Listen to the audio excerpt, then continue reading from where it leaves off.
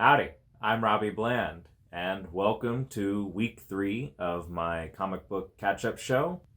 For those who don't know, I am Robbie Bland. I have been on YouTube for about 10, maybe a little over 10 years now.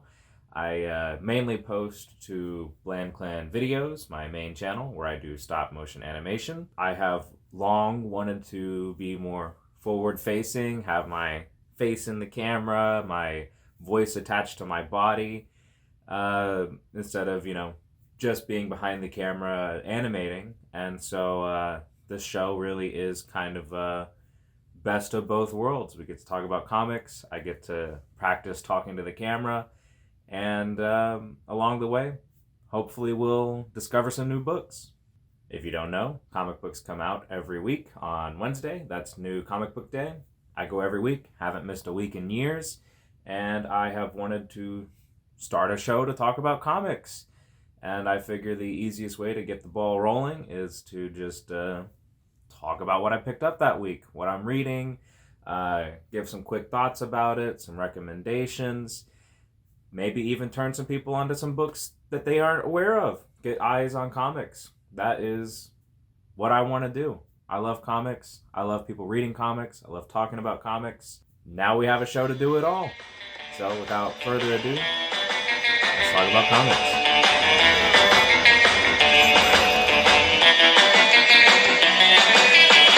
He's Robbie Bland. He's Robbie. All right, first up, we have a light read, but a fun one.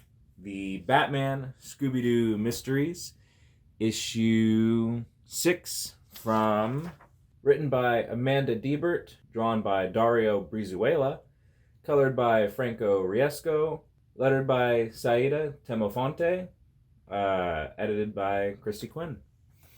I've decided I want to start reading the full credits in these books. I feel like a lot of times people just talk about writers and artists, but the full comic book experience is not just in the writer-artist, it's also in the letters and the colors. Otherwise, you just have a black and white, just a black and white page.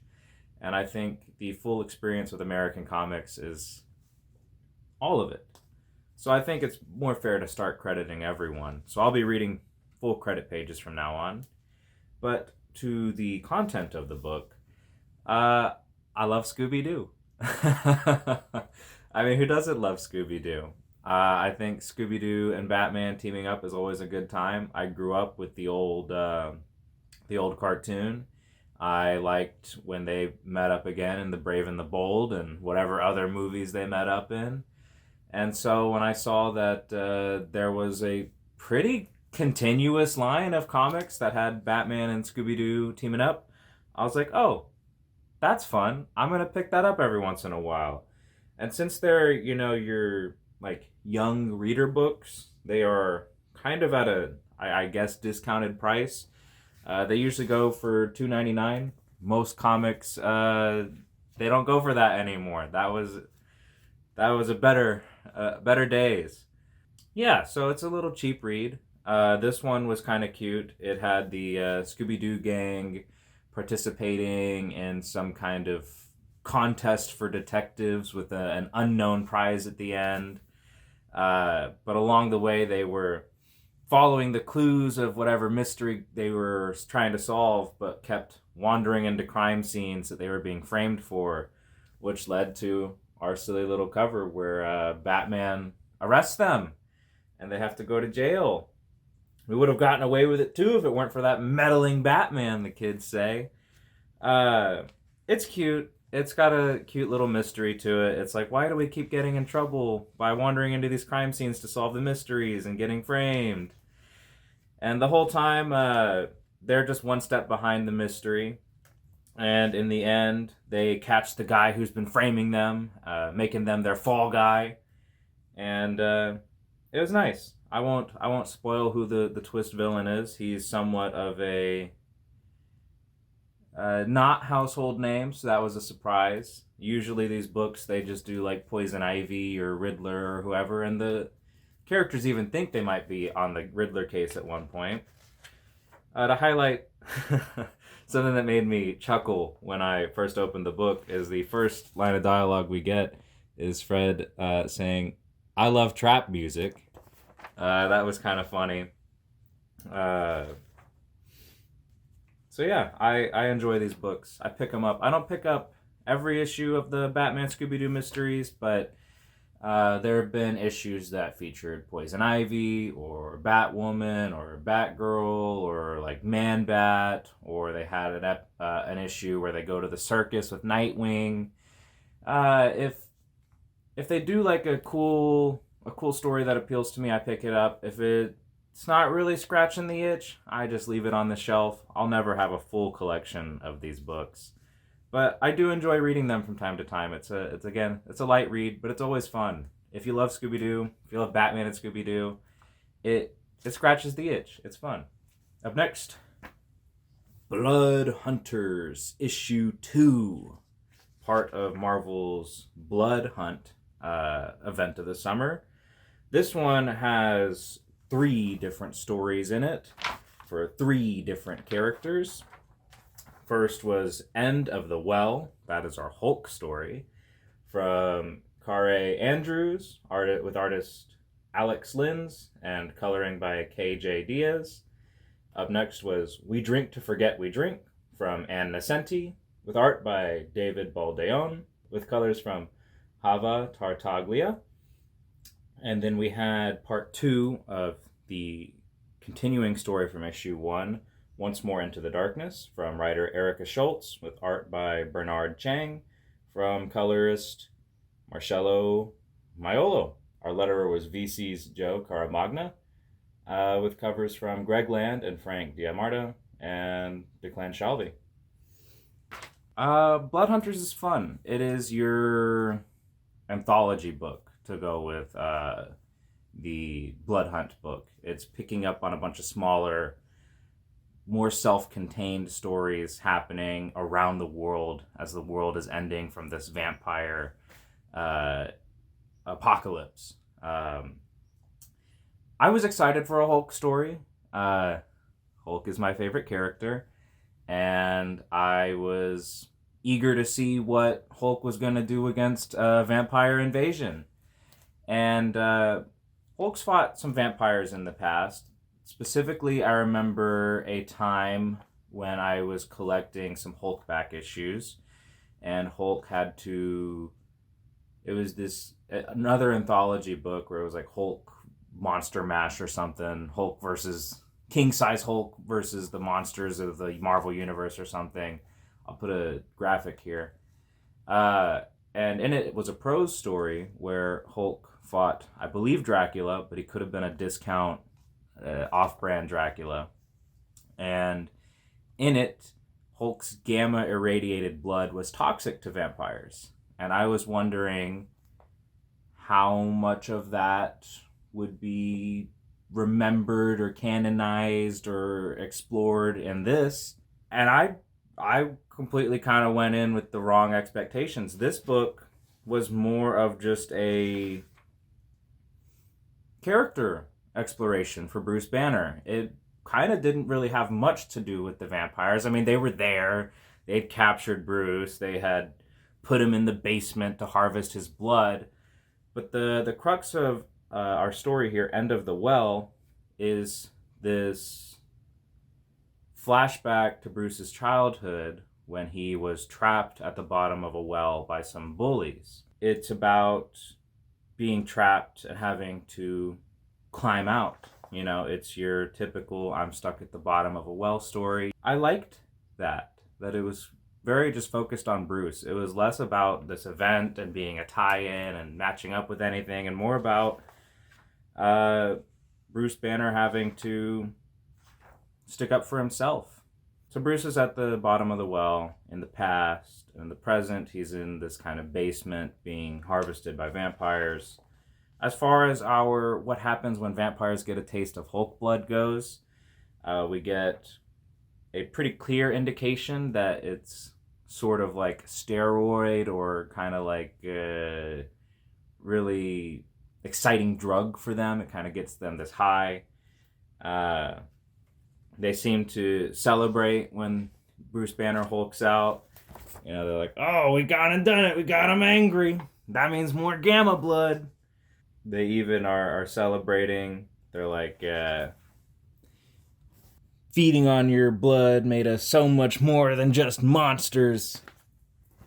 They appear to be able to kind of Hulk out, get all big and muscular, and try to take down the Hulk themselves to keep him subdued. Bruce gets out of the hole. Hulk obviously gets out of the basement, and Hulk takes down all the vampires that are hurting him. The story then took a bit of a twist with its flashback, wherein Bruce got out of the hole, confronted the bullies, only to find that he was being chased by his own dog, who had gone feral, I guess you could say. They never really say what exactly is wrong with the dog, but you can kind of see some indication of rabies with that foaming at the mouth. Oh, they did specify it was rabies. It does say that. And Bruce is chased into a shed by his childhood dog, his family dog. He's forced to make a hard decision for his best interest, and also, I guess, the dog's in a way. It's suffering. And so I really liked the last page here where childhood Bruce is recovering from making that terrible, very hard decision to protect himself, and reflects on what it felt like to become a monster, to have to survive, and how easy it is to turn into a monster when that's all that will save you. The real hard part is finishing the job, because the first shot didn't do it. Then we flash back. Bruce is back to himself after taking down all the vampires, and he remembers there are still people in that basement who are also being harvested. And he goes back down to save them. But the truth is, you've been dead for days, got infected with rabies, death just had to catch up, and it always catches up in the end. As Bruce Banner descends back down into the basement to save the other people, he discovers there are no survivors. They've all been turned. And I thought it was good. It was a very good short Hulk story. It was very emotional. I love any story that will incorporate Bruce Banner as a kid. I really liked this. And I think we are at some point going to get a Blood Hunt Hulk tie-in specifically. If not, that's okay. But I think it's on the list somewhere in here. Yeah, we're gonna get Hulk Blood Hunt, an issue in July. So I'm excited to see more Hulk versus vampires. If you don't know, I love Hulk. I love vampires. It's a good time. Our second story was Kate Bishop's Hawkeye. And Kate Bishop. I don't want to linger on this one too much and take the whole issue out of you. But if you like Kate Bishop as Hawkeye, it's a fun one. She's running through the streets of New York trying to save people, making some uneasy alliances, and she meets something of another good vampire out there on the streets who gives her equipment, good vampire killing boost. She's got silver and garlic and all the works now, some holy water, and she receives some really quick training on how to fight vampires. It's fun. The uneasy alliance that she has with the other vampire guy, I think his name is Dante. They seem like they could be friends. They also seem like they could be enemies. Time will tell. Kate Bishop. Our third story focused on Elsa Bloodstone, the sort of Lara Croft meets Van Helsing kind of mixture of characters. She's this rich, globe-trotting monster hunter who's also English. reacting to the vampire invasion. She's playing a chess match with Frankenstein's monster. That was kind of cool. She meets up with Dagger, who has recently been separated from Cloak as part of the vampire uprising and invasion, was using the Dark Force, a power that Cloak taps into, to cloud the sky. So he's in a bad state right now. So Dagger's trying to save him and also fight against the vampire invasion. When the two of them run into the White Widow, Yelena, who has been turned, and they are working to save her, but things don't exactly go as planned. Dagger thinks that her light powers might have some kind of effect, maybe even a healing effect on vampires, only to learn at the very end that things don't exactly go as planned. So yeah, I like Blood Hunters. The first issue featured Clint Barton's Hawkeye, Cloak, and Werewolf by Night. No, not Werewolf by Night. Man-Wolf, J. Jonah Jameson's son, the astronaut. My son, the astronaut. That one was a lot of fun. I liked the Man-Wolf story most from issue 1 with J. Jonah Jameson and his son sort of bonding as they're also fighting off the vampire invasion together. JJJ is trying to get Spider-Man on the phone to help him, but has to kind of learn that his son is also a hero and he can trust and rely on his son, who is a reformed good guy werewolf now. And this one, obviously, my favorite story was the Hulk story. It was resonant. It's going to go into this brain here as another entry into the biography of Bruce Banner. And I look forward to more of this stuff. Up next, we got a twofer. We got a double. We got SHAZAM issue 11 and 12. I picked up the variant covers for both of these, mostly because I like seeing his whole family gathered together. And this one, I mean, that just looks really good. It was actually hard to pass up on the Dan Mora covers. I really like Dan Mora. But DC's been doing this thing lately where if you buy their variant covers and you open them up, you get the original cover inside. I mean, it's such a win. You get both. You can have both. I don't have to pick one because you can have both. So you got your Dan Mora cover for issue 11 right there on the front page. And you got the other one right here. And for issue 12, I really like that because here on the front we have Billy front and center with SHAZAM in the lightning. But you open it, and Captain Marvel has appeared, and Billy is now in the lightning. So this one was just kind of perfect. It was I was so happy when I opened it and saw they were still doing that.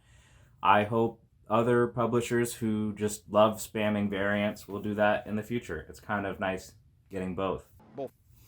So the SHAZAM comic is usually good. It's never kind of like, whoa, crazy, you gotta read it, it's so awesome. But if you like the first SHAZAM movie, the comics have just kind of been a lot of that. There's just a lot of that. It's Billy Batson going on a misadventure with his little family. Some stories focus more on Billy. Others try to really build out the whole ensemble cast. The writer before this, I think Mark Waid, was telling some very Billy-centric stories. The first 9-10 issues of this book were kind of very Billy focused. It was him having to deal with his powers kind of getting out of control, out of whack, because the gods who feed the powers of SHAZAM were sort of hijacking his body and manipulating him to their own godly ends. You know how they are, interfering in the affairs of man. Zeus! And that was fun. I liked it. When I saw the creative team was switching over to Writer Josie Campbell with art from Emanuela Lupacino, colors from Trish Mulvihill, letters by Troy Peteri. I got excited because I actually love when Josie Campbell plays with these characters. I really liked the mini that Josie wrote for Mary Marvel, I think called The New Champion of SHAZAM, something like that. It was Mary going off to college, having to navigate being alone as an adult for the first time, you know, that kind of second coming of age that happens, and also dealing with all kinds of magic, crazy things going on. And so, as much as I liked Mark Waid before this, I was really excited to see Josie taking the reins. I really like and trust Josie Campbell with these characters. And something that really appeals to me is this cover kind of sold everything to me, where Josie Campbell is really good at making the supporting cast useful, beneficial, likable, and just implementing them into the story, I think, better than a lot of other people who touch the SHAZAM books do. And that's fine if you write SHAZAM and don't feel like you want to deal with all the other little kids that are running around in the book. But for me, specifically, when I read the kind of New 52 relaunch of SHAZAM, I liked the other kids. When I watched the movie way back when, it became one of my favorite movies just because it was that family-centric, we're all in this together kind of movie. I loved the other kids. I love Darla, I love Pedro, I love Eugene. Of course, that's not even talking about Billy, Mary, and Freddie, who are, you know, the three kind of central characters in that cast. And so this little arc here, issue 10 was the first part, but 11 and 12 as well are part of the Moving Day arc, which is our kind of entry point for Josie Campbell in this series, and sort of our transition between the creative teams. It's fun. Billy's powers are still kind of out of whack. There is this kind of nice thing that these books did, which made me eagerly pick up number 1 when it came out, which is that DC is finally moving away from calling Captain Marvel SHAZAM. It's silly that name was sticking around for so long, because he can't say, "My name is Shazam," or he reveals his secret identity. It's I didn't like that decision, so I'm happy they're moving back towards calling him Captain Marvel, even though he's not Captain Marvel, he's just the Captain. It's a step in the right direction, and something I have been waiting for so long. I was happy when they did that in issue 1. It stuck throughout the series. Josie Campbell taking over writing duties did not regress to calling him Shazam, is still sticking to the Captain. Anyways, there is this interesting thing happening where Captain Marvel is starting to split from Billy. Instead of them being kind of one and the same, interchangeable, they're diverging as identities. And the Captain is starting to be more independent, have more agency over Billy. He's hiding things from Billy. He's manipulating Billy's memories. And we don't fully know why until we get to the end of this arc. And it is something I have talked about before. In our last show, we talked about Scarlet Witch and Quicksilver, and how Wanda was burning a letter from Magneto to Quicksilver in a well-intentioned attempt to protect Quicksilver's feelings, because the note was very hurtful. It was Magneto saying, "I wish you were dead." And it's similar here. The Captain has knowledge that Billy's biological mother is out there and alive and wanting to come back into Billy's life. For those who don't know, Billy Batson is an orphan. He has always been that in every characterization. But in this kind of new era of the character, his biological parents are alive. For a long time, they were dead. And the original kind of origin stories, they had died. They were dead, and Billy was an orphan as a result. But since the movie, and kind of moving beyond that, Billy Batson is an orphan because he was given up. And I think that is part of what made the movie work so well for me. And I think it's part of what makes these books work really well for me.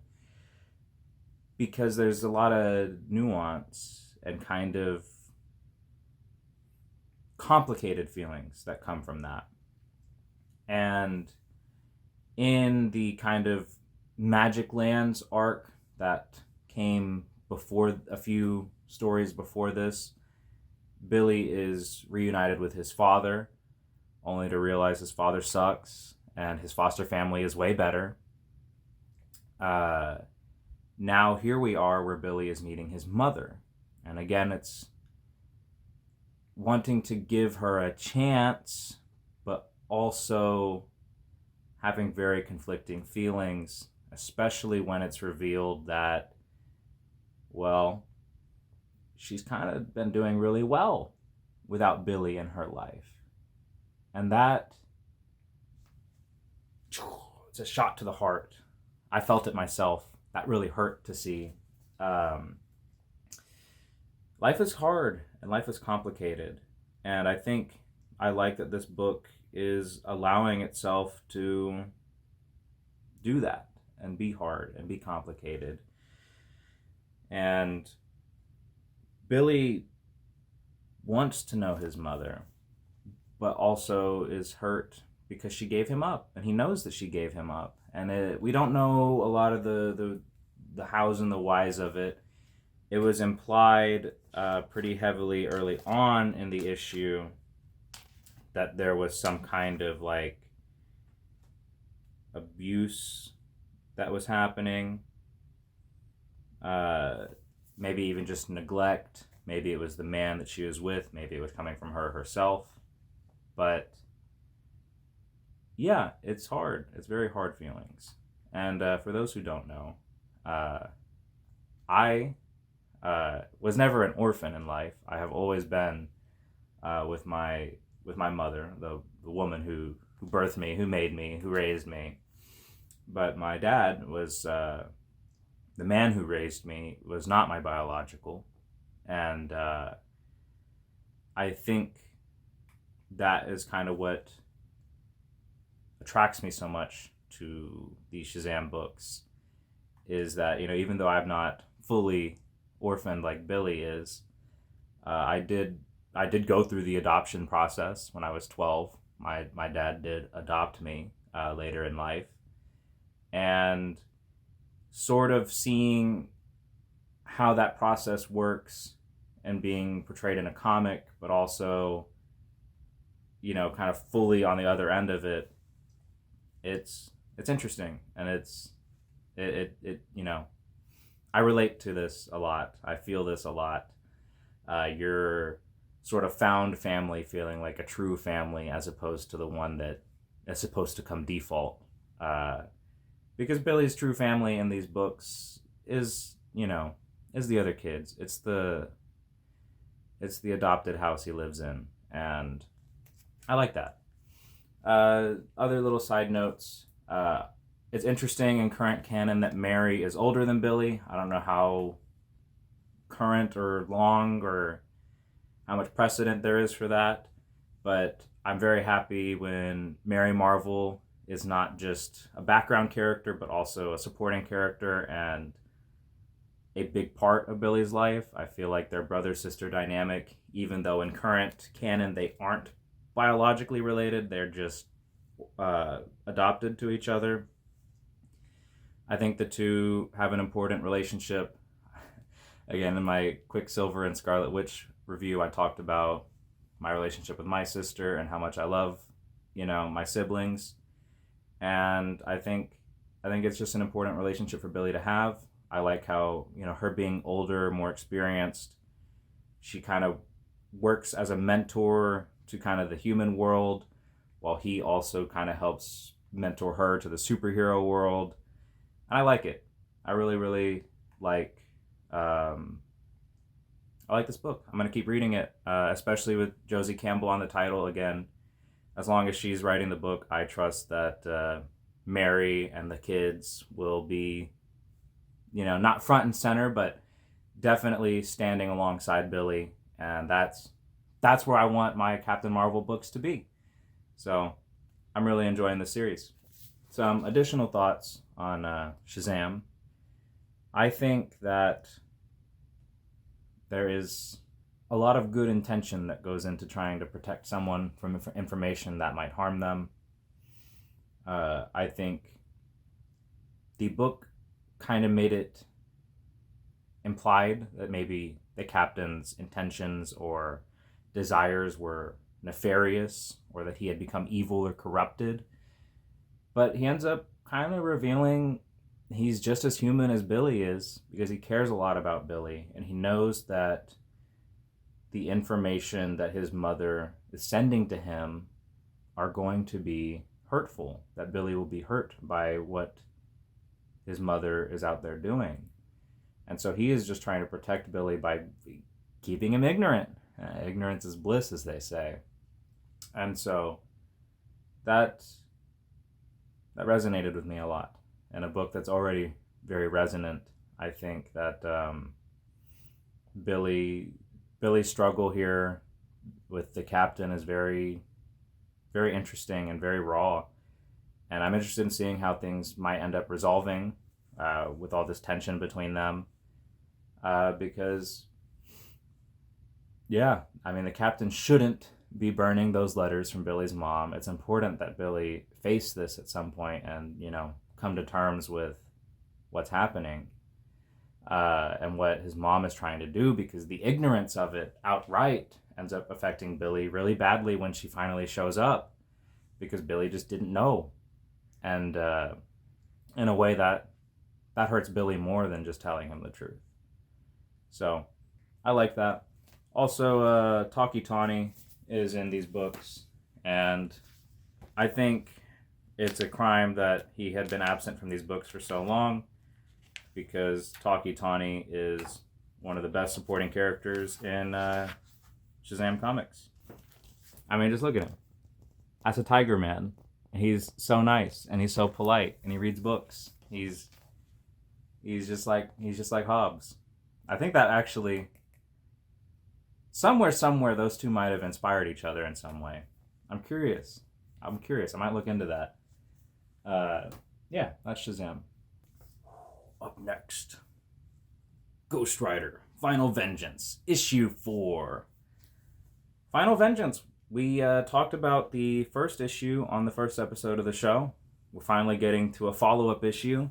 I don't think this actually released 2 weeks later. Maybe it did. I think I just read Final Vengeance issue 3 way later than I was supposed to. But we have writer Benjamin Percy, artist Danny Kim, with colors from Brian Valenza, with letterer VC's Travis Lanham, and cover artist Juan Ferreira.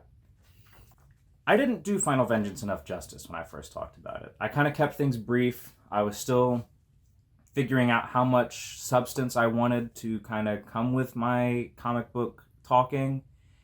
I just kind of gave an elevator pitch, and I think I want to update that a little bit, talk a little bit about some of the more specifics. Final Vengeance is very focused on the Hood, his name being Parker Robbins. I don't have a lot of exposure to the character. I read the issue where he fought Ghost Rider in the annual, thought it was cool, learned a few things about his history. It ended up being seed for this series, because now Parker Robbins is host to the Spirit of Vengeance, and he is using his Ghost Rider powers to restart his life of crime. Because of course, you can't teach an old dog new tricks. Some things never change. He has this immense demonic power now, and so he went into a city, I forget which city, and he is sort of running the criminal underworld now after taking out a lot of the bosses. And he did this by allying himself with a local vampire faction. And so the deal is he gets the bosses. He's going to keep them in his room and use the penance stare on them to interrogate them for information and read their sins and learn everything about their criminal underworld. And the vampires get cleanup duty. They get everyone else. So he's amassing all of these criminal empires and putting them into one. And he's got this room where he has chained up all of the other bosses that he's collected. Let me find a really good panel for that. Like, they're just in there in like his little throne room, hanging from the ceiling on hooks and chains. And yeah, he's on some shit, man. And there's a little bit of tension between him and the girl who's running the vampire kind of faction. But yeah, he's taken over. He's taken over this criminal underworld in Chicago. That's our splash page there. But while he's doing that, he's getting all this money, obviously, and he's like, I know exactly what I'm going to do. I'm going to use this money, and I'm going to get my wife to fall in love with me again and get my kid back in my life. So he spends like a bunch of money to get her to go to a private school. He buys them an apartment, and he's just trying to seduce them back into being in his life through the controlling power of money. And the whole time his ex-wife is like, nah, I'm not going to do this. I'm not going to go back. No, I'm not. But she keeps accepting all of his handouts. And it's only a matter of time before she's in too deep. So I'm curious to see where this is going to go. Johnny Blaze is our B story. He kind of takes a back seat this issue. This issue's mostly just kind of build up for Parker. It's focusing on his rise, because we're eventually going to get that fall. But Johnny Blaze, he's on the mend. He's strategizing, trying to figure out what he's going to do about the Hood taking over Ghost Rider. And his solution seems to be to banish the spirit of vengeance. We'll see how that works out. Odds are this story arc ends with Johnny becoming the host again, either willingly or unwillingly. But I'm excited to see what comes out of Ghost Rider Final Vengeance. Up next, Birds of Prey, issue 10. From writer Kelly Thompson with artists Robbie Rodriguez and Gavin Guidry. Colors from Jordi Belair and letterer Clayton Cowles. This issue was sort of, for me, just kind of a setup issue.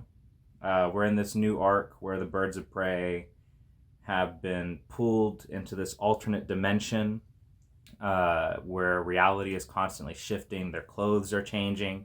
The items they're carrying are changing. So like Batgirl, Cassandra Cain, like her batarangs are changed into seemingly useless like fucking paper airplanes or whatever. None of their skills seem to work. Vixen, she's connected to the Red, which is like this animalistic force in the DC universe. But depending on which dimension shift they're in, she can either tap into it or can't. Her powers don't work exactly the way they're supposed to. So this issue is just them figuring out, like, where the fuck are we? What's going on? They got here because the previous arc, which was all about Black Canary assembling the team to steal back custody of her adopted little sister, Sin, had been possessed by this evil, like, demon, and they were worried that the apocalypse would come as a result of this possession. So they break into Amazon Island, fight a bunch of Amazons, even Wonder Woman herself, rescue Sin, resolve everything as best as they can, and then learn that someone is trying to kill Barbara Gordon, Black Canary's best friend. And so Dinah is trying to get to the bottom of this mystery. Who's trying to kill her? What's going on?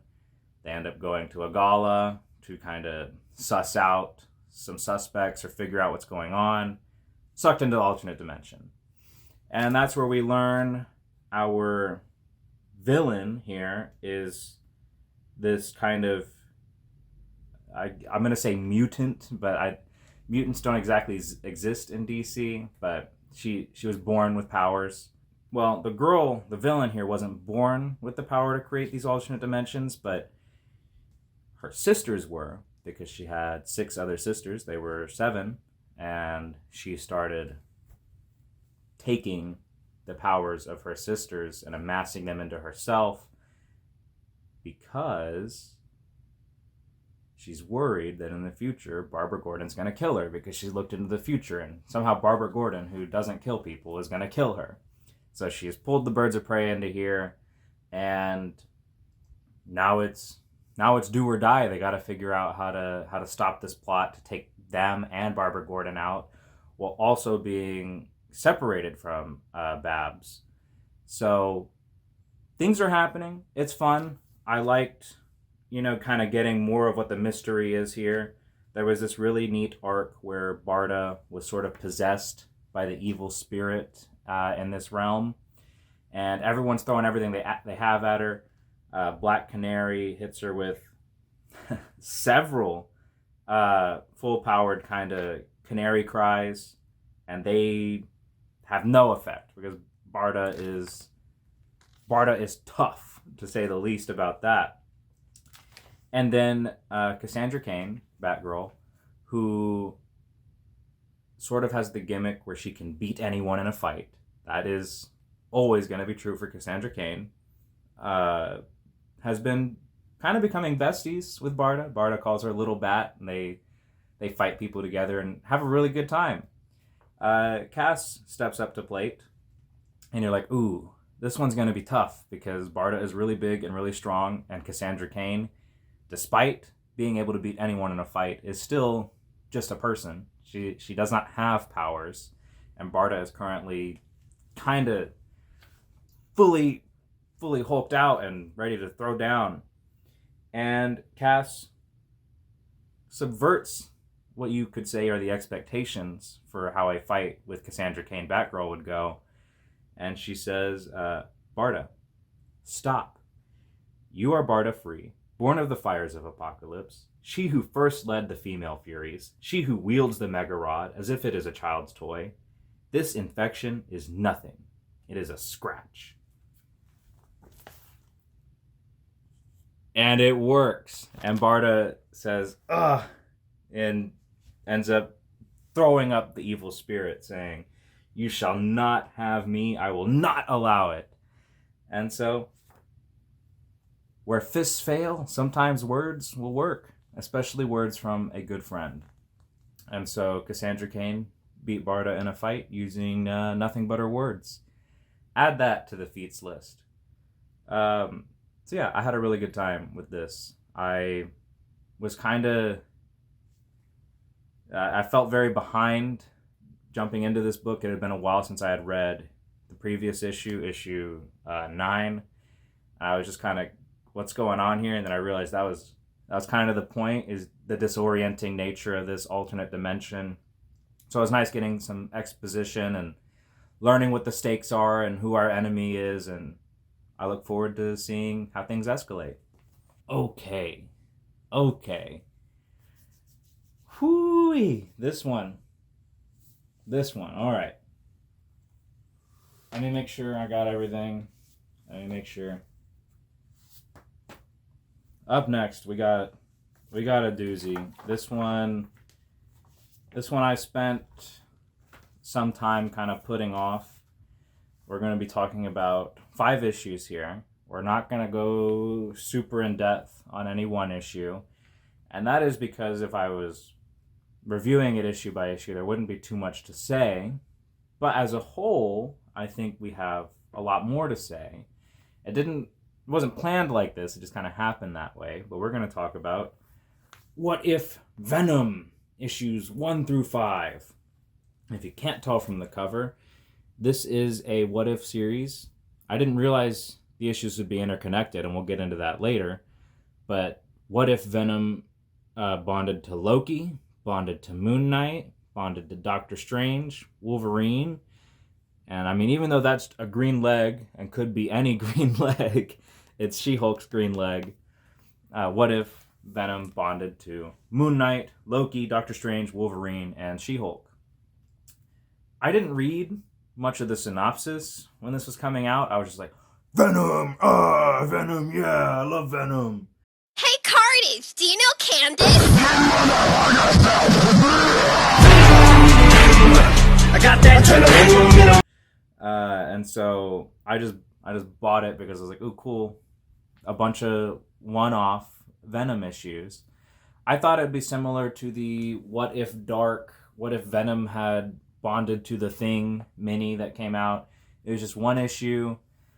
Spider-Man delivers the symbiote to the Fantastic Four. It bonds to the Thing, who's got all of his body dysmorphia and his insecurity and is frustrated at Reed for not being able to cure him, and all of that's happening. So it's taking advantage of his frustrations, and tragedy unfolds. You get a really cool fight with the Lizard, who is kind of like the antagonist of the issue. I never thought the Lizard would be a Fantastic Four antagonist, but he worked kind of well.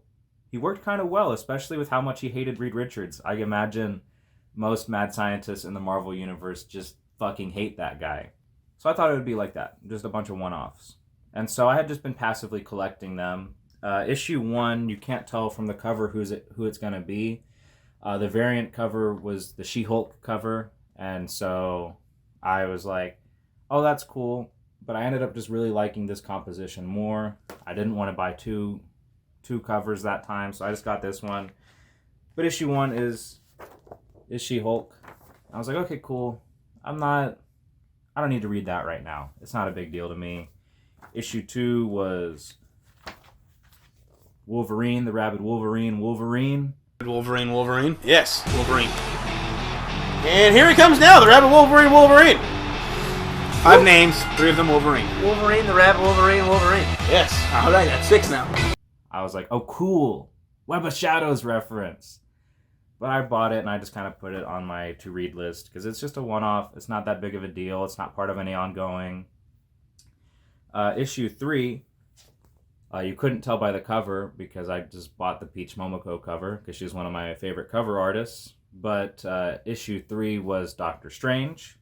And I was like, oh, I'm not the biggest Doctor Strange fan. Again, it's Elseworlds. I'll read it one day. 4, Loki. You might remember in the last episode, I said I have a rule, generally, that if I've bought 3 issues and I haven't read them, I shouldn't buy the 4th. Unfortunately for me, some rules can be broken. I bought issue 4 just because I was like, Venom! I love Venom. And I knew I was going to read it either way. And so I was like, I'm gonna add it to the pile. I have to read it eventually. But then we got to the one I was the most excited about. The one I just was like, this is why I'm buying this book. What if Venom was Moon Knight? And Moon Knight's one of my favorite characters, just period. Top 10, easy. I love Mark Spector, Jake Lockley, Stephen Grant. I love his supporting cast. I love Marlene. I love Frenchie. I like his rogues. Bushman is such a bastard. I'm a Moon Knight enjoyer. I always have been. And so I was like, I really want to see what they're going to do with the Moon Knight mythos, how they're going to incorporate Venom into it, because Moon Knight has DID, dissociative identity disorder. He is Mark Spector, Jake Lockley, and Stephen Grant, and depending on your interpretation or the writer's interpretation, he is also Moon Knight, Mr. Knight, or Khonshu. The masked identities and the god in his head are either real or not real. Your mileage may vary. In current Marvel books, Khonshu is absolutely real. I liked Khonshu more when he had plausible deniability and only Mark could see and talk to him. And the rest of the Marvel Universe was like, who the fuck is Khonshu? He's not a real thing. But, I mean, even as far back as West Coast Avengers, Khonshu was real and you could interact with him. So I don't have a lot of ground to stand on with that. But I liked it more when Khonshu wasn't explicitly real and you could write off a lot of Khonshuisms. Whatever, that's another day. But this is the one I was excited to read. I hadn't read the first 4 issues. I again assumed they were all just one-offs. And then I open it up, and I see all the names. She-Hulk, Sabretooth, Doctor Strange, Enchantress, and I'm like, okay, so they're just recapping what happened in the other issues, but surely it's still a one-off. And then She-Hulk, Symbiote. I'm like, oh, god damn it. They're connected? Why didn't anyone tell me? Why didn't anyone tell me that these books were one story? I guess I should have known. I was working under false impressions. And so, originally, for this show, I only wanted to talk about this. But to get the full story and, our money's worth, I finally pulled these out of my big pile of books to read, which is... It's over there, you can't see it, but I read What If Venom issues 1 through 5. And I think it being one story was disappointing. I would rather have been having just 5 one-off kind of, here's what this individual character's life would have been like if they encountered the Venom symbiote instead of Spider-Man or Eddie Brock. Whoever it's going to be. But they did interesting things with this book. Issue 1, you had Jen Walters, She-Hulk, sort of intervene and save Eddie Brock during his infamous church scene where he was contemplating suicide. She takes the gun out of his hand, crushes it, and ends up changing history, changing fate. Eddie Brock will no longer become Venom in this split timeline. And instead, the symbiote bonds with She-Hulk, who ends up sort of lingering in the church long enough to get the symbiote to bond to her. I liked this little moment here where it's starting to bond, and then Eddie Brock, who... by all intents and purposes, is still kind of a good guy underneath all the assholeness, throws his broken gun at Venom. But I would never want to stare that down either. And Eddie Brock runs away and is called a coward. And so I liked that little moment where Eddie Brock was still relevant to the Venom story. Because to me, Venom is Eddie Brock. With the suit, obviously, together they are Venom, but... For the last time, Parker, our pronouns are they, them. Not because we are non-binary, but because we are literally 2 niggers. I'm not a big other host enjoyer unless it's Flash Thompson. I feel like Flash really earned that mantle in a way other characters don't.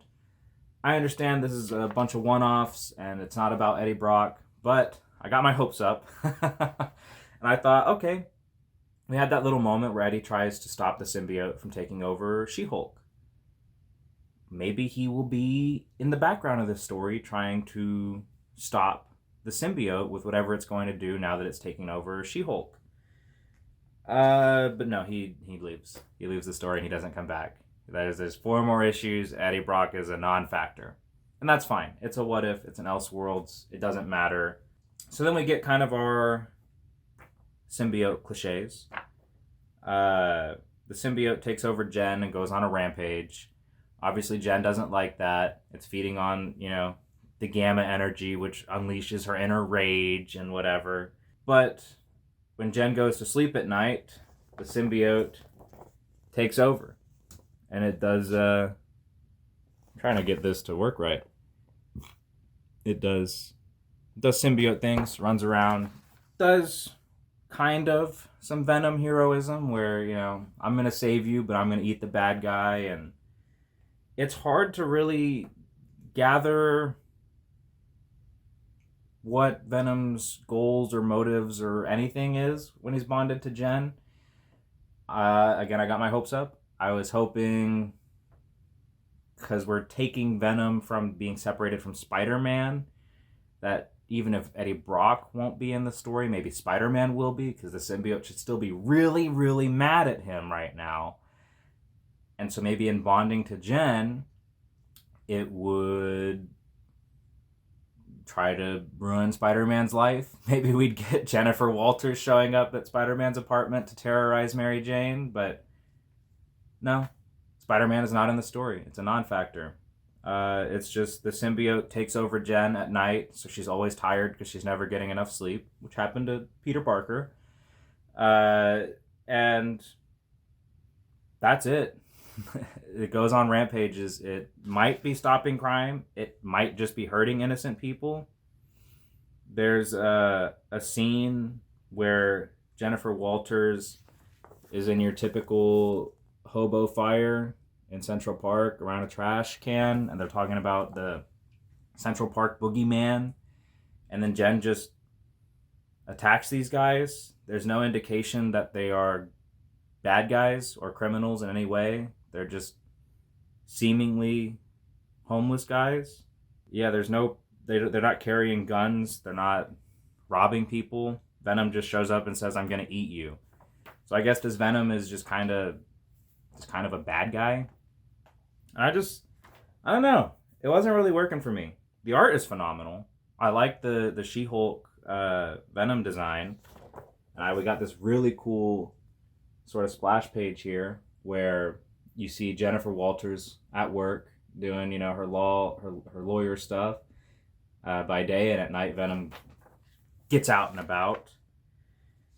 We had this scene here where Sabretooth shows up. He's wearing a sonic device, so immediately Sabretooth knows Venom's weakness. Cool. It's a brief fight, but a cool fight. Sabretooth can really fucking throw down even with a hulked out fucking venomized person, which is an impressive feat to be able to match. But Jen, in the internal narration box, says that she has spent years being a slave to the symbiote's impulses. And again, that kind of threw me off. I'm like, years? It's been years? Jen has been bonded to the symbiote for years and is... What is that? Like, in the story, it feels like it's only been a few days, maybe a few weeks. But, like, Spider-Man had the symbiote and took it to Reed Richards to get it analyzed and tried to figure out what's going on with this thing.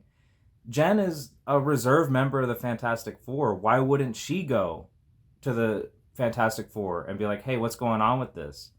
Because, like, that's exactly what she would do, and they would recognize the symbiote, and something would be done about it, unless the symbiote has just been damaging Jen's life long enough to destroy her relationship with the Fantastic Four. Like, even at the lowest point, Ben Grimm, like one of her best friends, would show up and be like, hey, are you good? What's going on?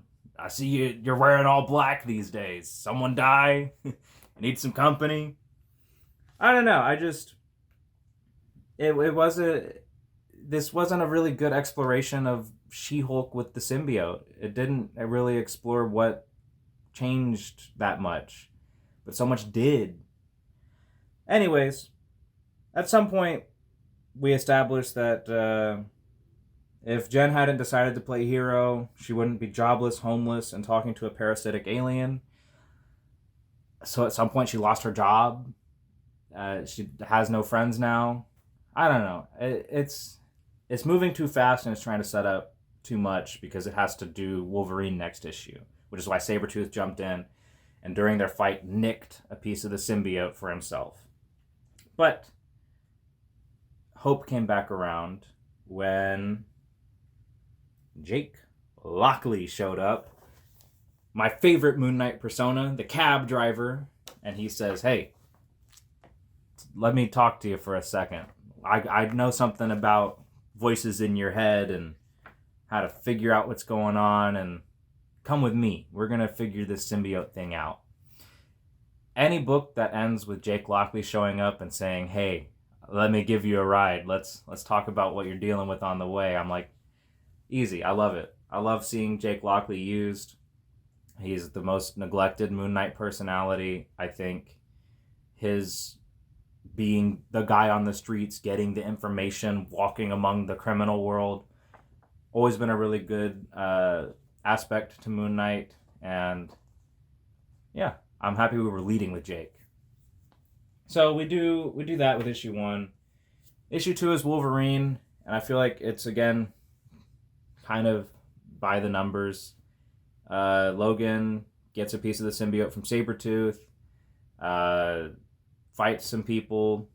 The whole time he's having an internal conflict with Venom, who keeps taking his body to fight other people and rampage. He's like killing and eating cops, which I'm sure is exciting for some people, but it's also like, I just don't know what Venom is after here. I don't. What is the goal? Why is Venom doing all of this? Why is he not immediately taking Wolverine and going to Peter Parker's apartment to terrorize him?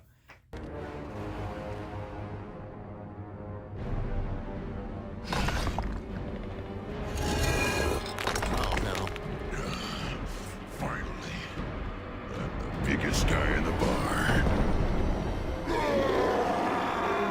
Because we're not in Lethal Protector era.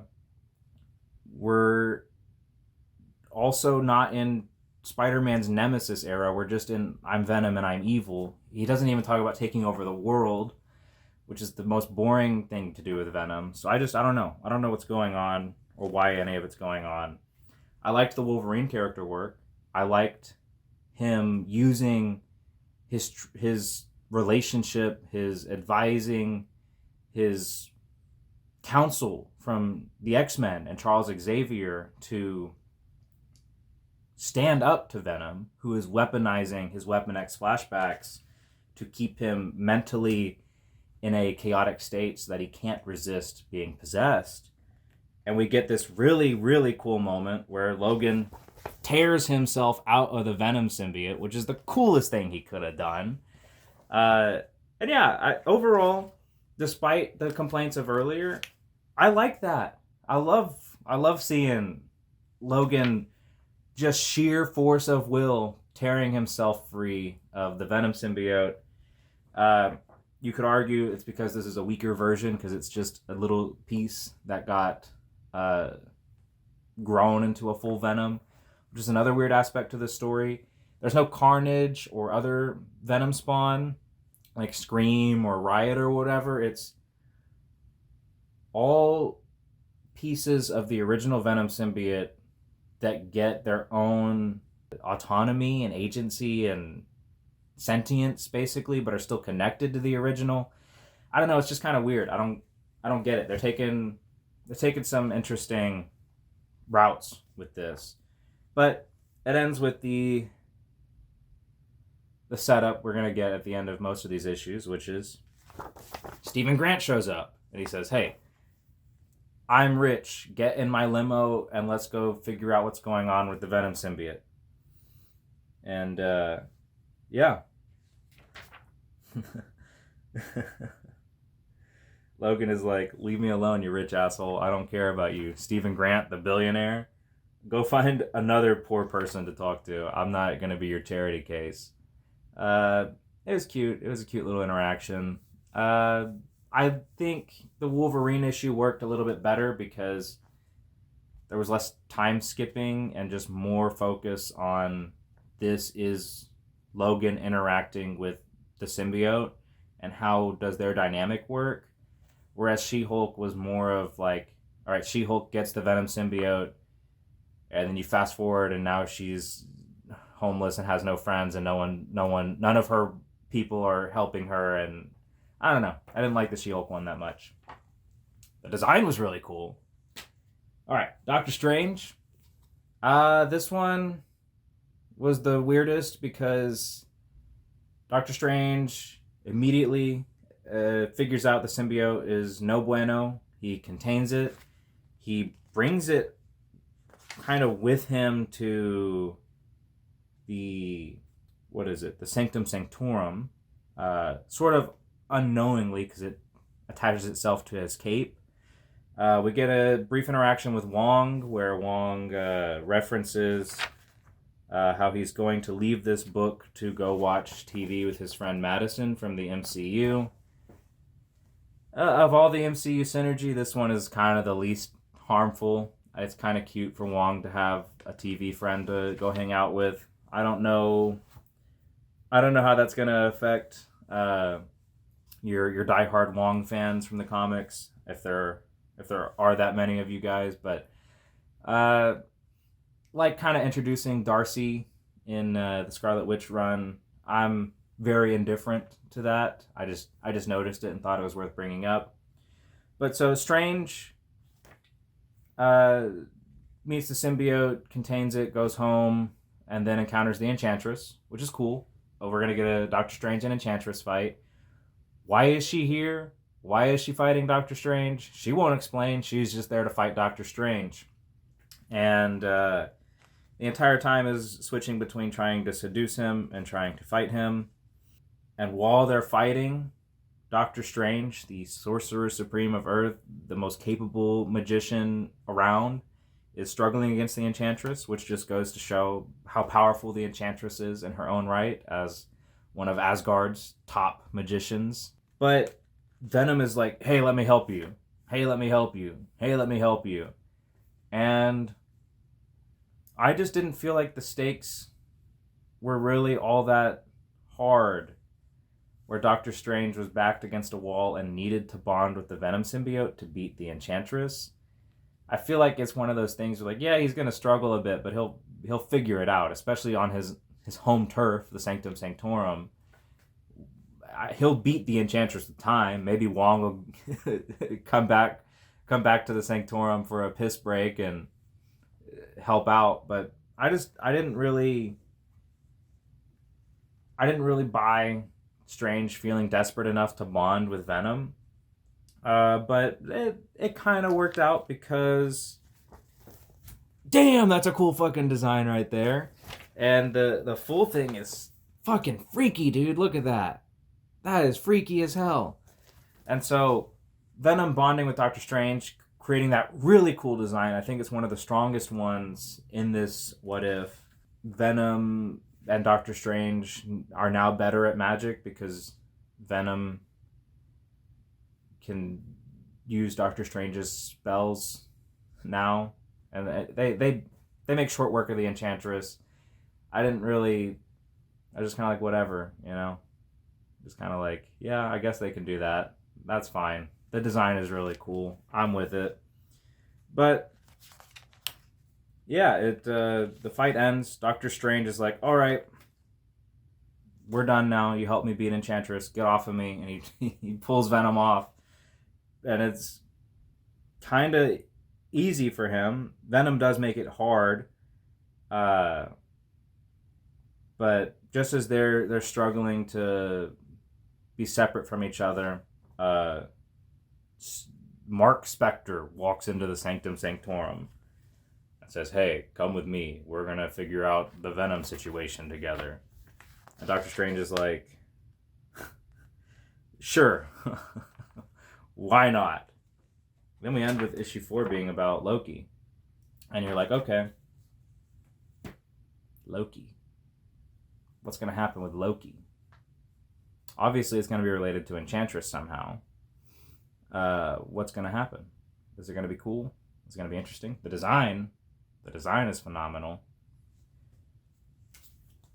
And then you open up, what if Venom had bonded to Loki? And then it's Moon Knight panels. And I was like, okay, so we're developing the B plot with Moon Knight then. We're finally getting a Moon Knight reveal. And the issue is not about Loki. You don't see the Venom symbiote bond to Loki. You don't see how he interacted with it.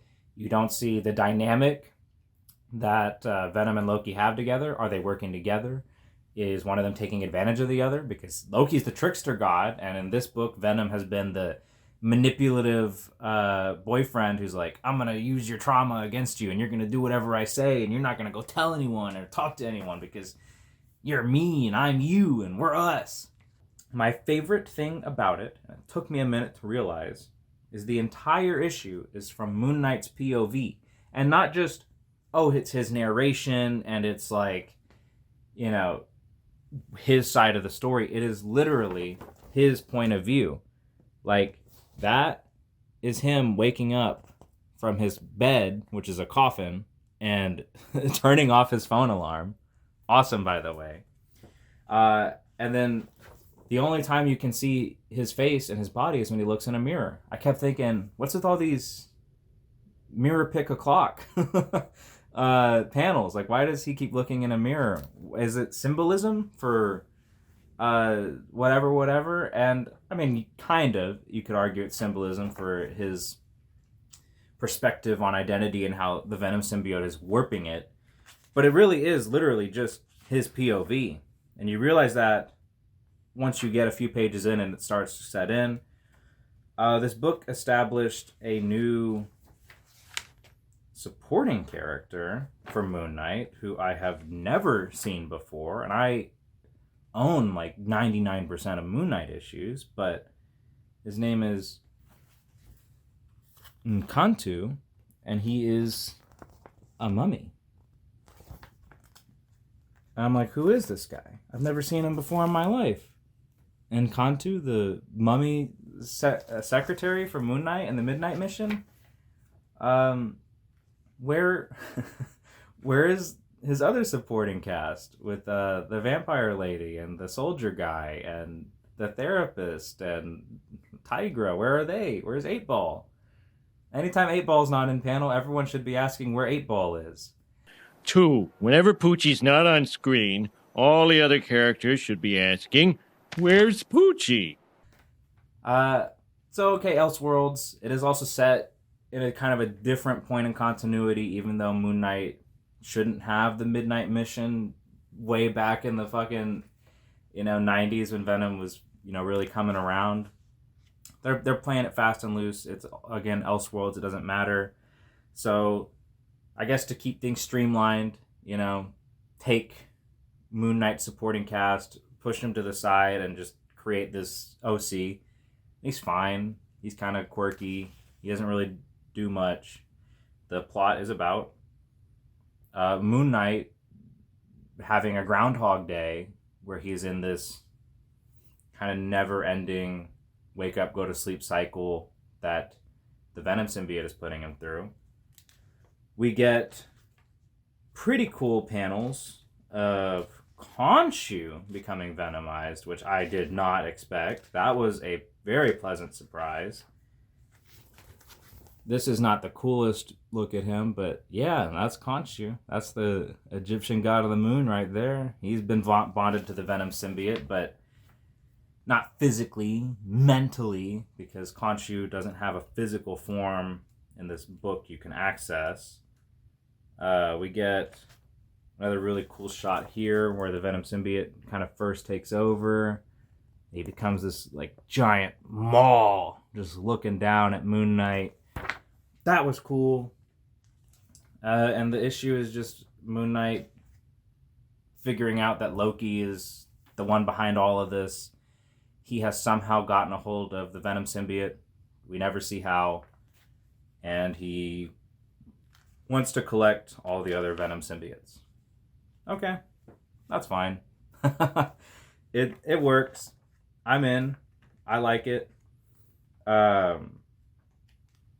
We get a really cool panel to end the issue where Loki, as Venom, is manifesting as one of Jake Lockley's dance burlesque entertainment shows within Mark's mind. She doesn't look like Marlene, even though in the comics Jake says she always looks like Marlene. I guess whatever different continuity. Marlene had blue hair in this timeline. But we get this really cool shot of a Loki that has been dancing. That's fine, but there is a point, because then I finally got here, and by this point my expectations of what this book would be were completely different than what I thought was originally happening. Because issue 4 was kind of your Moon Knight issue. It was all his literal point of view. I don't know why issue 4 wasn't the Moon Knight issue and issue 5 wasn't the Loki issue, but whatever, I guess. This one is just Moon Knight rallying the troops, getting everyone together, and leading a final strike against Loki. They're on their way to get Loki. They're on their way to get Loki. It's your big culmination, big fight issue. There's not much more to it than that. The heroes are all tricked by the aspects of Steve Grant and Jake. Stephen Grant, Jake Lockley, and Mark Spector are actually just the Venom symbiote constructs, and they are trapping the heroes in Moon Knight's mission. And they work together, and they put up a final stand, and they work together to take down the bad guy. You get some pretty cool stuff. It's a simple symbiote design for Moon Knight, but it works. The Loki design changes throughout the issues, which I thought was interesting. Loki is a shapeshifter, so his design probably should change around from issue to issue. We get a really cool scene where all of Mark's personalities meet up and agree to work together and figure out what's going on. It's all right. The issue ends with She-Hulk revealing that she is still jobless and homeless, and asking if Moon Knight can give her a job and a place to stay, which he absolutely agrees to. Yeah. It's fine. I had such different expectations going into this, and maybe that's my fault for not reading the solicits more closely. I don't usually read solicits anyways. I just walk up and I pick whatever's on the shelf that looks interesting to me. Sometimes I flip through it. None of these books I flipped through, which is part of why I was so fascinated when I started reading, because the story was so different than what I expected it to be that it made for a pretty fun, wild ride. Again, I think I would have been more interested in just 5 different individual sort of focused stories on what each of the characters' lives would look like in the Marvel Universe if they individually had been bonded to Venom. But for what we got, despite some missed opportunities and some lack of exposition where I would have wanted more, like, why, when, how did Loki get the Venom symbiote? Assuming, probably from the Enchantress somehow, but we never see that happen. What's Venom's even motive here? Was he just being manipulated by Loki the whole time? I don't know. It's fast, it's fun, it's got a lot of cool Venom designs in it. I think that alone is worth the price to enter. It's a good time. I think I missed the credits for our creative team here, so I will list our creative team of writer Jeremy Holt, artist Jesus Hervas, colors from CC De La Cruz, with letters from VC's Ariana Meher. Issue 3 had an inker with Cam Smith and pencils from Manuel Garcia. Issue 4 had a different artist again. We had Jeremy Holt with writing. Then we had Diogenes Neves with the art.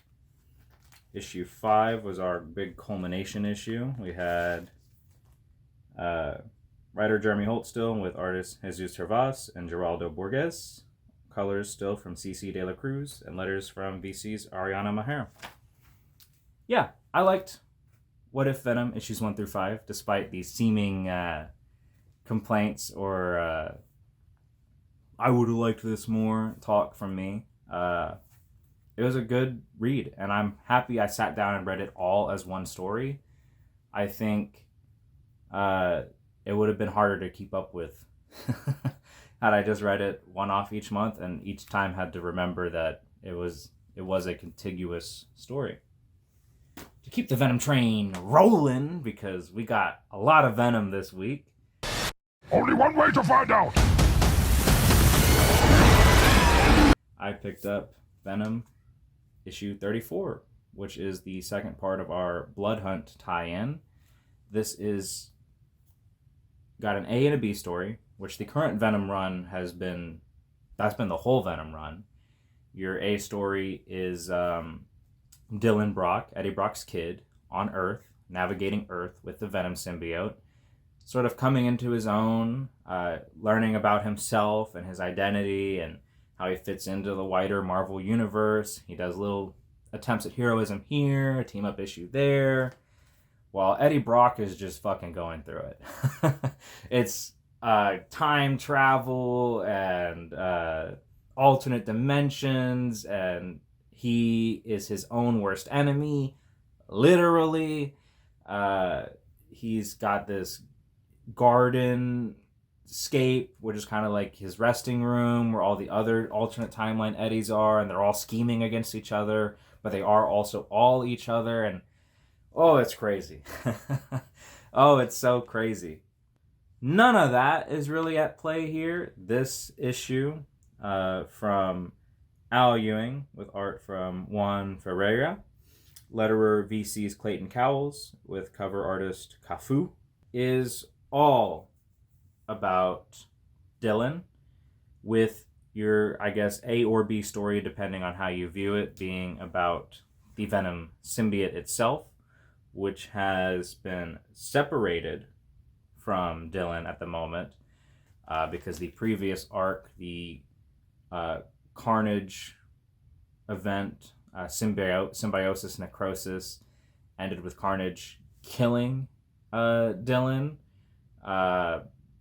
Venom temporarily resurrects him and then is like, oh my god, I am a danger to you and I love you so much because I am one of your dads. Separates from him to protect him. Running theme in these books. Making decisions for people, trying to protect them. But this only leaves Dylan in pretty dire straits as the Blood Hunt event is going on and Dylan encounters a vampire. This one specifically having ties to Eddie Brock's past. I haven't read the issue where he first appeared. They say it was Venom 150. You get enough exposition that he's someone that Venom had wronged in the past, and Venom's wronging to this guy who was kind of like a priest that Eddie tried to confess to, but Venom later took retribution against. Ended up getting attacked by vampires, getting turned himself, becoming a part of New York's underground vampire cult, who is now out and about again. He is going after Dylan. It's his way of getting back at Eddie Brock. Meanwhile, the symbiote has wandered upon the grave of Lee Price, a former host of the Venom symbiote. I didn't read the issues Lee originally was in. I wasn't a Venom reader at the time. But Venom ended up abandoning him and he died as a result. And so now this zombified version of Lee is bonding to Venom to fight this villain who is very interesting. His name is the Captive. Is this space vampire who feeds on symbiotes, which is a really cool way to tie into Blood Hunt, because this dude is not going to be a mainliner for the Blood Hunt event. It's going to be about Earth vampires doing Earth vampire things. But the best way to tie in with Venom besides just having a bunch of really cool shots of Venom fighting vampires, is to have a specific vampire that feeds on venom. That was cool. I liked that. I liked that kind of deep pull. I don't know where the captive came from. I didn't see any issue citation saying where he was originally coming out at. But it was cool. Their confrontation is really cool. There's a lot of stuff at stake because Venom is very weak right now. And Lee Price is not alive. He's this remnant, almost zombie version of the guy who has been revived through the captive's machinations. But in a desperate attempt to save them both, they bond. And we get some really, really gnarly body horror where Venom has this incomplete symbiosis with Lee, the zombie, and Lee is just kind of hanging out of Venom half the time, and Venom is barely put together. And it's a cool confrontation where the captive's own plans end up making for his own undoing, which is what you love to see in a villain. And then we get a final tease for what is to come. And it involves our overarching villain of this book.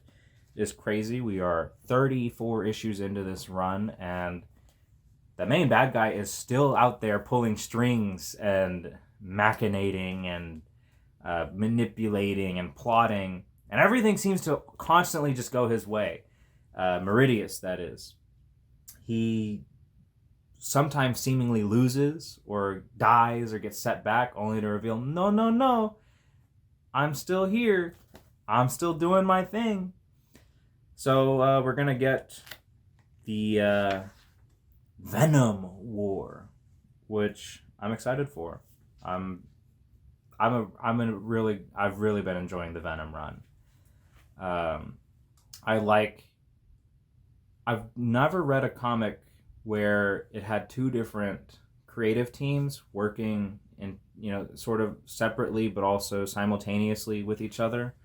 You have the Dylan Brock stuff, which is usually written by Ram V, and you have the Eddie Brock stuff, which is usually written by Al Ewing. There's occasional cross sections there.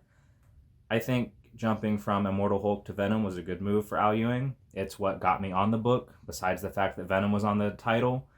I was debating between picking it up or not picking it up. I completely missed Donny Cates' Venom when it was coming out.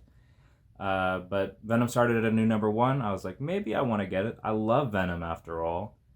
And Al Ewing took it over, and I was like, fine. You sold me. The Immortal Hulk guy, he's still doing that Immortal Hulk stuff with all this body horror. So I'm in. I like it. And I'm excited for what comes next. It seems like this will be the extent to which Venom contributes to the Blood Hunt stuff, which is fine by me. The focus being put on Moon Knight's supporting cast, the Avengers, and Dracula and Blade. I think that's a better place to have Blood Hunt be focused. But for a tie-in, this was a lot of fun. It still progressed the main Venom plot. Like, Blood Hunt aside, this is its own issue, really, which is what you want from most tie-ins. Like, sure, you do have the plot of the vampires being out and about, but most of the stuff between Dylan and the vampire that's attacking him are indoors. It could be the middle of the night. It could be indoors in the middle of a random place. There's not really much other extraneous stuff happening that you're like, you have to read Blood Hunt to get what's going on with this event. And I like that. That's what you want from most tie-ins. This one was solid. I think the captive is really cool. I want a figure of him.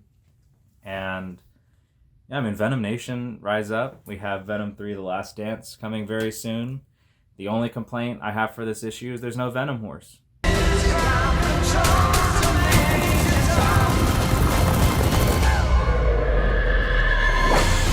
All right, we're almost done, guys. This one is a longer episode. I'm going to do what I can to cut it down here and there. But second, and certainly not least, we have Poison Ivy, issue 23. And I am always pissed off when I go to buy the new issue of Poison Ivy because there's always just phenomenal covers. That's how they get you. We have this one, which is kind of this like pin-up, sort of really awesome, highly detailed, artsy Poison Ivy, sort of appearing like a siren or whatever. And then you have this phenomenal cover where she's, standing on that skull with all the roses growing out of it. I feel like this is just, that's just Poison Ivy right there. There's a lot of just visual environmental storytelling there. So I love that. My wallet hates it.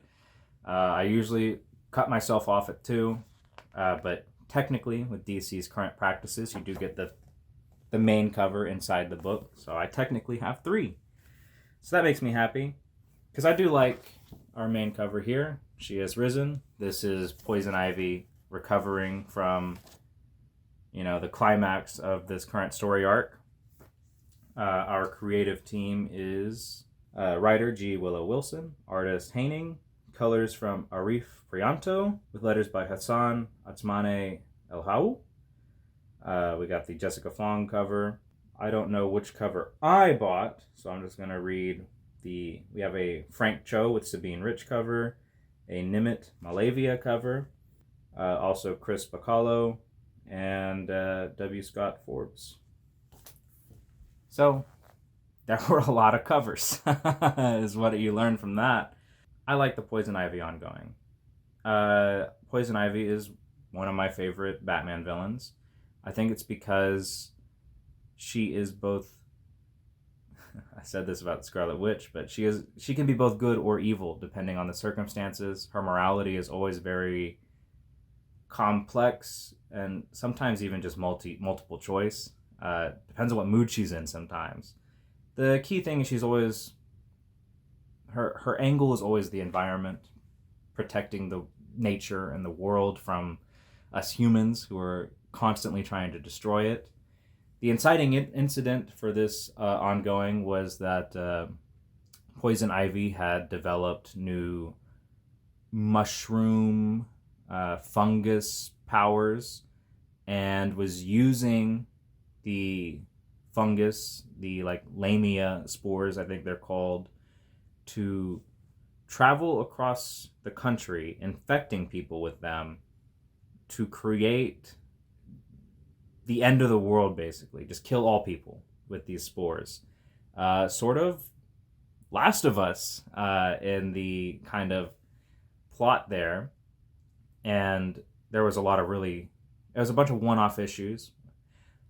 Some of my favorite stuff is just putting a superhero in a van and sending them around the country, interacting with just regular people with superhero shenanigans occurring. Though there was more of a villainous twist to this run, which was originally a limited series, only going to go for 6, 7, 8 issues, that got pushed to 10 or 12 issues. That is now just a full-blown ongoing. You love to see it. This is what happens when you buy books. You get to push them into ongoings. That's why you should always support print when you can, because I would not be holding this book if this book was not selling well and it finished its initial miniseries. But yeah, Poison Ivy was kind of on some villain shit. She was traveling across the country, poisoning people, sometimes ending with really awful body horror scenarios, where she would narrate how, they probably died peacefully because of the spores in their brain releasing dopamine or whatever. But you're like, damn, that guy got blown up really hard there. She's collected a few members to her supporting cast. This current arc has her in the swamp dealing with the ramifications of her actions, which is exactly what you want out of a Poison Ivy story. She goes on this Poison Ivy well-intentioned journey to save the world, ends up making it a little bit worse along the way, realizing her initial goal was tainted by the main villain of our run, who is the Floronic Man, I think, Dr. Woodrow, who is part of her origin story. He's part of why she has powers. He's abusive, manipulative, bad guy. We had the Secret Origins of Poison Ivy arc before this. But yeah, now she's in the swamp. She's dealing with what is basically a zombie invasion, but they're fungus zombies, kind of like The Last of Us, except they're not clicking. They can still talk. There does not appear to be a cure for their condition, so they just have to take out as many as they can before they end up in Gotham and lead to the end of the world from there. And so Poison Ivy is teaming up with Killer Croc, Solomon Grundy.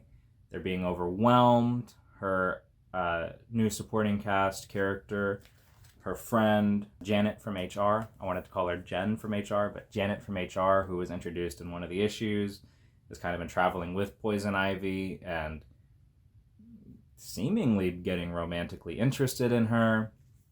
This has caused a little bit of tension with Harley Quinn, though DC keeps teasing they might become a throuple. That'd be interesting. Definitely some polyamory rep that doesn't exist in a lot of comics right now. I don't really have any hard opinions on it one way or the other. I'm curious where it'll go. But yeah, Poison Ivy working with Killer Croc, Solomon Grundy, Janet from HR, they're kind of getting overrun.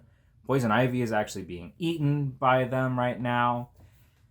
And then you get Deus Ex Machina Harley Quinn Monster Truck.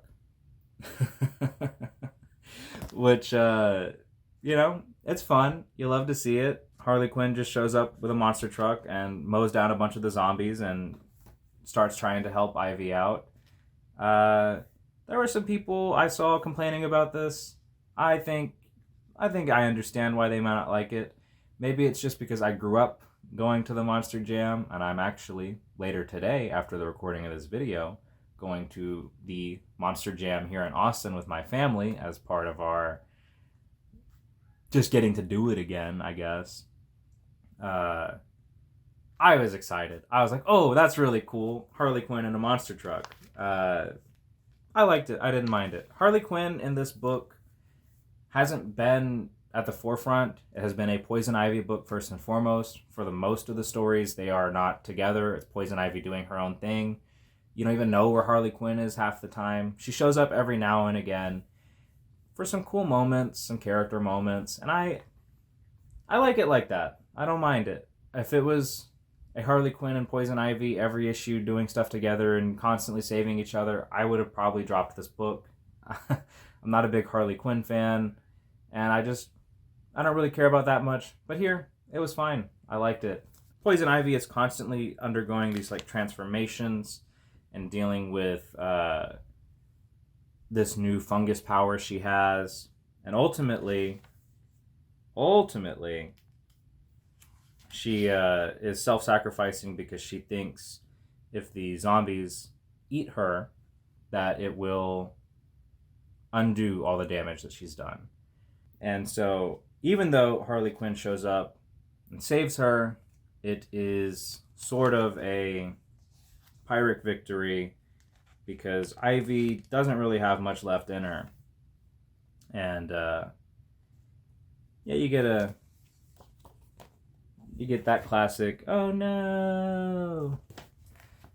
We will see if that sticks. It probably won't. This book isn't ongoing. Apparently it's doing well enough to make it well into 23, 24 issues. So even though they seemingly stop the bad guy and seemingly stop the zombies at the cost of Poison Ivy's life, she'll get better. It's not the first time she's died. You get a neat moment where Jason Todd, the Red Hood, shows up. He has the second Deus Ex Machina where he reveals Batman has figured out the cure to everything, and they're gonna get rid of the bad guy together. And so, yeah, I can see why some people would be upset. I think the drama really worked here, and I think Poison Ivy, without her self-sacrifice, would not have made way for her friends to finish the job. So ultimately, I like this book. I hope it keeps going. I'll buy 50 issues of this. I hope we get back to sort of some one-off stories with Poison Ivy interacting with just regular people again. I'm ready to tone back from all the superhero shenanigans, but we'll see what happens. I'm a fan of this Poison Ivy book. It's been 3 weeks. I've had Vampirella here the whole time. She'll probably be in all of these. But today we actually get to talk about Vampirella. And I am so excited. I even put on my Vampirella t-shirt, which I got from Holly's Heart Broadsword Comics. I saw her design this shirt on Instagram, and I bought it. I love this shirt. It's my favorite, one of my favorite shirts to wear around. And we get to talk about Vampirella, Dark Reflections, Issue 1. I love Vampirella a lot. I discovered the character kind of fully after watching Comic Tropes, fellow YouTuber, video about Vampirella when her 50th anniversary was coming out in 2019. Since then, I picked up both of the ongoings that were out at the time. Vampirella from Christopher Priest and Vengeance of Vampirella from Snagowski.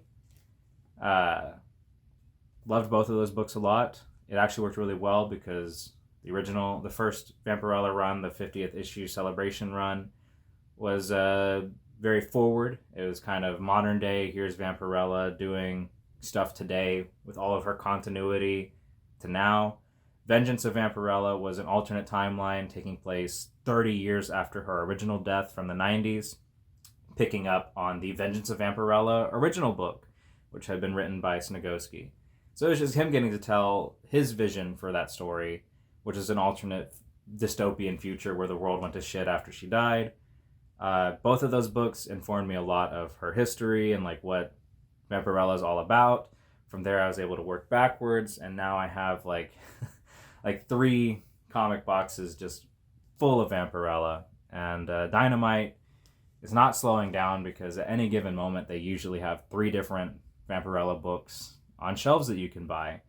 And so this Dark Reflections is from writer Tom Snagowski and Janine Atchison, with art from Daniel Main, colorist Francesca Citarelli, letterer Taylor Esposito, with assistant editor Marshall Hoyt and editor Matt Idelson. This one is an interesting way to start Vampirella because this book isn't even about Vampirella. What do I mean by that? So this picks up after another miniseries Snagowski wrote for Dynamite and Vampirella called Vampyverse, which is your multiverse story featuring Vampirella. It was fine. I'm not the biggest multiverse enjoyer. It is the rage nowadays. Dynamite did Sonya-versal, which was Red Sonja multiverse stuff.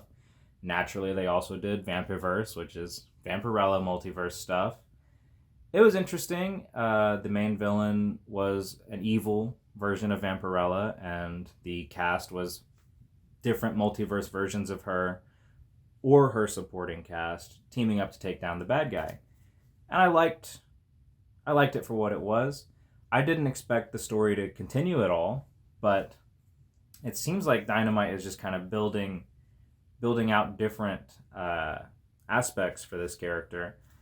And we got this book, which is about Vampirella's daughter from an alternate timeline called Lilith, who has taken the name of Vampirella's mother, Lilith, the mother of all monsters. And she's sort of from this 1940s, 1950s sort of reality where everything is still black and white. But after the events of Vampirverse, she's now joined the TVA Spider Society, Vampirella Society of whatever they call it. I feel like they had a name in here somewhere. The Thread. She's part of the society that protects the Thread. And that was an interesting pitch for a Vampirella book. It's rare that she's not the main character of the book with her name on it. And so as a result, it's a very interesting place to start talking about the character. But yeah, I like Lilith so far. She doesn't do a lot to differentiate herself from her mother just yet. She is just kind of younger version of Vampirella, who is kind of got that energy, that I'm gonna go out and save the world idea about her.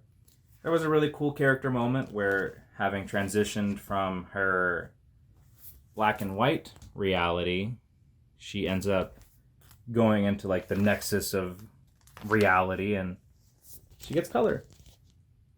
That was cool. That was a neat little way to progress the character a little bit. It probably would have been just a little bit dissatisfying seeing a black and white character in this color world, though it would have been cool. Yeah, she goes into this ruined world where we have another twist villain with an evil Vampirella who is working for some kind of like monster alien invader who has taken over the world. And yeah, I think I'll be reading this book to its conclusion. The bug monsters are kind of like moths. They look pretty cool when they attack the spaceship that she's in. I like Lilith's kind of navigation of the Vampirella mythos because her brother is named Adam. I assume probably after her father, Vampirella's longtime love interest, Adam Van Helsing. The ship that she is piloting has her brother's name and consciousness because he was unfortunately killed off in the Vampirverse series.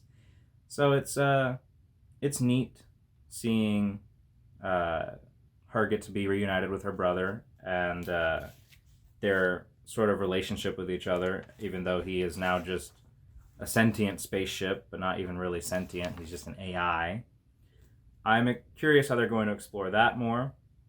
Of course, being a Vampirella fan and not exactly Vampirella's daughter's fan, I'm curious to see what this evil version of one of my favorite characters is up to, why she switched teams.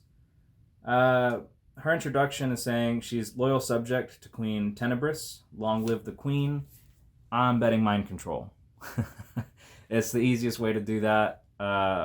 If there's some kind of like moral timeline divergence that has happened where she just is evil and not seeking to control the world, but instead just seeking to be a lackey, that's interesting. I'm curious how that will be explored. There's not a whole lot to say about issue 1. I was hoping there would be more to talk about, but it's just foundational, setting some groundwork to be further explored later. And I trust this writer. He has been writing Vampirella for decades, and there's very rarely a miss in his work with Vampirella. I was interested because he's had 2 different kind of divergent runs with the character. There was Vengeance of Vampirella, which took place 30 years after her original death. She gets resurrected, has to figure out what to do about this new apocalypse world she's woken up into as kind of the world's only hope. That ended, but then relaunched with Vampirella Strikes, which was her, after saving the world, now having to heal the world because it's still broken. There's still monsters everywhere, and society can't just go back to normal. Everything's destroyed. So she's sort of navigating that divide and trying to get humans and monsters to coexist. It was a lot of fun. And it ended with a hint, an implication that there was some dark force inside of her that was corrupting her, and that she might switch teams and become evil. We haven't got a follow-up to that yet. So when I saw Dark Reflections, I thought that's what this book would be, that it would be following up on that and that continuity. Instead, it's following the Vampirverse continuity, which is entirely different from that other one in the first place. And then I saw evil Vampirella wearing the Vengeance and Strikes iconic, trench coat and like cape. And I was like, okay, maybe these are related somehow. Maybe she did break bad and ruined the world even more, and we're going to get a convergence of those two books, those two different timelines that are coming from the same author. I don't know how true that is, though.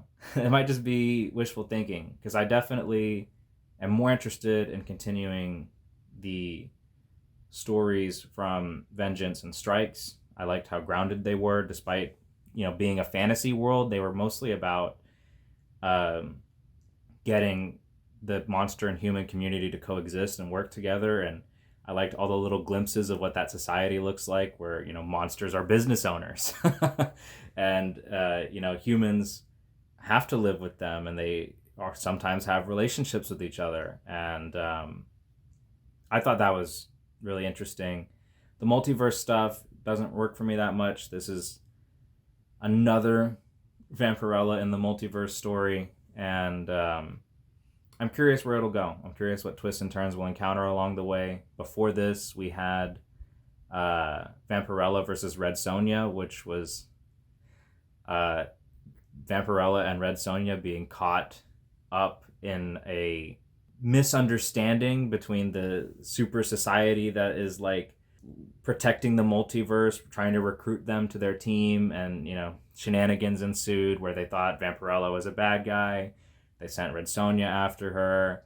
Vampirella ends up joining their society during the run called Dark Powers and The Superpowers, which was all that continuity's Vampirella, who is kind of a superhero protecting the multiverse and going on undercover missions in different worlds to, save all the timelines and whatever. But that is also a third, fourth separate continuity. There's a lot. When it comes to Vampirella, there is a lot to read, a lot to get into, and kind of something that could strike anyone's fancy, I think. You get kind of dark horror books, you get super sci-fi silly books. You get a lot to work with. I think the character is very versatile, and you can put her in just about any position and it would be exciting and interesting and entertaining. I think it kind of just goes back to her roots as a vampire from space. You get all kinds of stuff to do with Vampirella, and I'm excited to see where Dark Reflections goes. I look forward to talking about the mainline series of books from Christopher Priest whenever the next issue for that drops. But I think that's kind of let's dip our toes in, let's get the ball rolling with Vampirella. This was a good start, an interesting start. Canonically, Lilith is one of a few children that she has had, especially in recent years. And I'm curious what they will do to differentiate Lilith from Vampirella's other children, besides killing her off. I hope they don't just do that. She's the protagonist of this series, so unlikely that she dies anytime soon. And with all that said, this has been my 2-hour comic book catch-up for this week. This one's going to be fun to edit. I flubbed up a lot, but had a good time. There were some interesting reads. I hope I didn't spend too much time just recapping stories, and hope I got to talk about substance a little bit. If you want to know what else I do, I do stop motion animation on YouTube under the name Bland Clan Videos. I just put out a new video, Beta Ray Bill versus Starfire.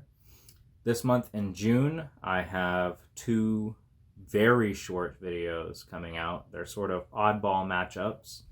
We'll see when they drop. They're filmed already. I'm just working on getting them edited.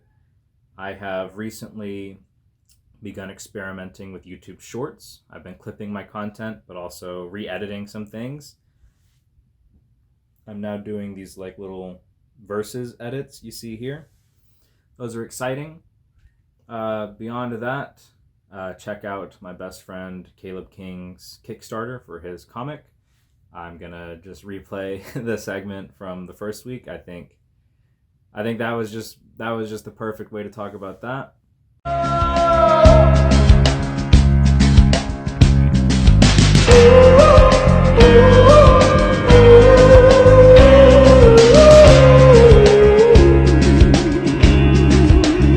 Special shout out as well to my best friend Caleb King, who is currently trying to kickstart his own comic, which I hope to someday talk about on this channel.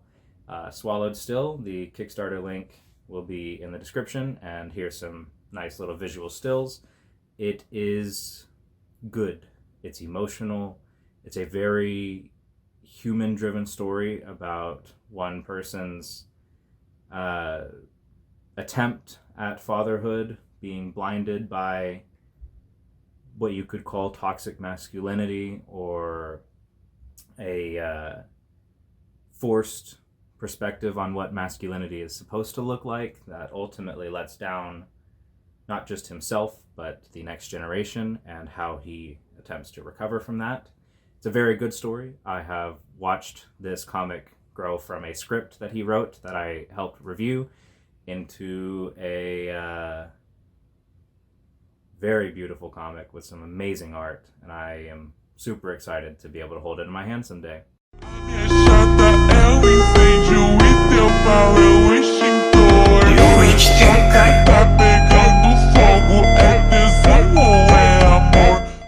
You should also be on the lookout for trying to talk about Civil War and Late Night with the Devil, the movie talk show I do with my friend Israel. He is currently editing our most recent episode where we talk about those 2 movies. It's a good one. It's a fun one. You can also go see us talk about Godzilla -1 and Godzilla X Kong and Madam Web. We will abso-fucking-lutely be talking about Venom 3: The Last Dance when it drops in October. I'm so excited for that. We will also be talking about In a Violent Nature at some point. We got a lot of things happening over there on the Israel channel. So, with all of that said, thank you so much for watching. I appreciate the support that this channel has been receiving. It has been awesome. I did not expect anyone to pay attention to this or even want to hear me talk about comics for an hour, maybe 2 every week. But it's so cathartic. It feels good. It feels good to do this. I've wanted to do this for so long. I've done trial tests in the past and just not been satisfied, but I think we have a good format going here. It's very simple. The editing is relatively light on my end, which means I can really put these things out. Again, I do have some things going on behind the scenes where I'm going to be working on longer, more focused videos where I'll be going more in depth on some things. There's just a lot of things going on in my life right now, and a lot of split focuses, but rest assured we're going to be doing all kinds of stuff on this channel real soon. With all that said, thank you again so much for watching. Adios.